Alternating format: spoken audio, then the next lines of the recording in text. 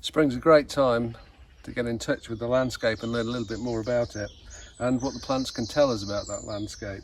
I'm specifically thinking about plants that are indicators of ancient woodland, and we classify ancient woodland as something that's been continuously wooded for 400 years, and that's mostly because that's when the maps were reliable, and when people were trying to find out indicators, particularly in plants, they had a database of known ages of woodlands.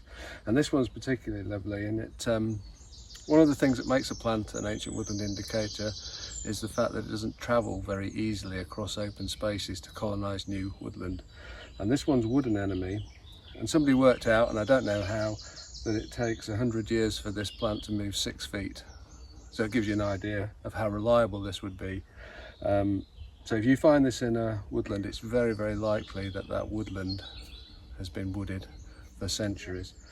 So there's an interesting little feature on this plant that helps us identify it. Normally, if you look at the flower, it would have a green ring of leaf-like structures around there. It's the same thing that gets left behind on the top of a tomato.